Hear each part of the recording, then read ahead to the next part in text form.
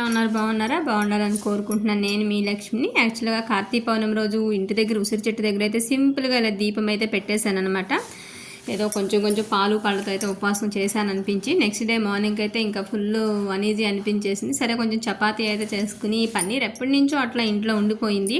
కొంచెం టమాటాలు పన్నీర్ కర్రీ అయితే చేసేద్దాంలే, ఇంకా లంచ్కి ఒక 2, మార్నింగ్ టిఫిన్ కింద 2 అలా తింటూ ఉండొచ్చు ఈరోజు అని అయితే అనుకున్నాను అనమాట. సో డికాషన్ అయితే అయిపోయింది. నేను మీ అందరికీ చెప్పాను కదా, డికాషన్ కాఫీ అంటే పిచ్చా. నేను బ్రూ కానీ నెస్ కాఫీలు ఇలాంటివి ఏమీ తాగను, ఓన్లీ గ్రీన్ లేబుల్. మీలో ఎంతమందికి అలవాటు ఉందో కూడా తర్వాత నాకు కామెంట్ చేయండి. ఆ గ్రీన్లో లేబుల్ ప్యాకెట్ అయితే నాకు అసలు వారానికి ఒకటి అయిపోతుంది, 200 గ్రామ్స్. అదైతే డికాషన్ తీసుకుని పెట్టుకుంటాను అనమాట. ఎప్పటికప్పుడు ఫ్రెష్గా డైలీ 1 or 2 పెట్టుకుంటూ ఉంటాను. ఈ రోజల్లా వస్తూ ఉంటుంది. సో అయిపోయింది, అదైతే ప్రిపేర్ చేసుకుందామని స్టవ్ మీద అయితే కర్రీ ఉంచుకుని డికాషన్ అయితే ప్రిపేర్ చేసుకుని ప్రశాంతంగా ఉన్నాను. ఇప్పుడు మార్నింగ్ అయితే 7:30 అయితే అయిపోతుంది. ఆల్రెడీ నిన్న చేసిన డికాషన్తో అయితే కాఫీ తాగేసాను, అయిపోయింది. ఇది జస్ట్ సేఫ్టీ కోసం అయితే నేను ఇది చేసుకుంటున్నాను అనమాట. మీలో ఎంతమంది చేస్తుంటారు? యాక్చువల్గా డికాషన్కి ఫిల్టర్ అయితే ఉంటుంది, పొడి పౌడర్ వేసేస్తే కిందకి దిగిపోతాయి అనమాట, వాటర్ ఫిల్టర్లో వాటర్ దిగినట్టు. బట్ కానీ నేను ఇంకా అది తీసుకున్నాను, ఒకసారి పాడైంది. సో మళ్ళీ ఇంకోటి తీసుకోవాలి. ఈ లోపైతే ఆల్టర్నేట్ ఇలా హాట్ వాటర్లో వేసేసి ఇలా టీ వడపోసే దాంతో ఇలా అయితే స్టోర్ చేసుకుంటాను.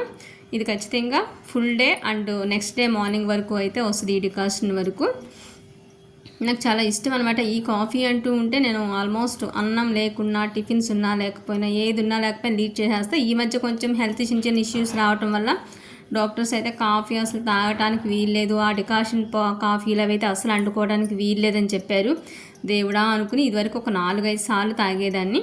అలాంటిది కాస్త జస్ట్ లిటిల్ బిట్ 2 టైమ్స్లోకి అయితే వచ్చానమాట. చాలా కష్టంగా అయితే ఇంకా మరీ బాగా తాగాలనిపిస్తే ఇంక మధ్యలో కొంచెం బూస్ట్ పాలు అయితే తాగుతున్నాను. హెడేక్ వచ్చినా, ఏదైనా తాగాలన్న ఫీల్ వచ్చినా కానీ ఇంకేం చేస్తాం, కొన్ని ఏజ్ మంది రోజు పెరిగేది తప్పించి కానీ తగ్గేది కాదు కాబట్టి మనకి ఉన్నదేదో చేసుకోవాలి. సో పిండి మొత్తానికి ఫైనల్గా మెత్తబడిందా లేదా ఒక 1 hour బ్యాక్ అయితే కలిపి ఉంచానని చూస్తూ ఉన్నాను. సో కర్రీ అయితే రెడీ అయిపోతుంది, టమాటా పన్నీర్ కర్రీ.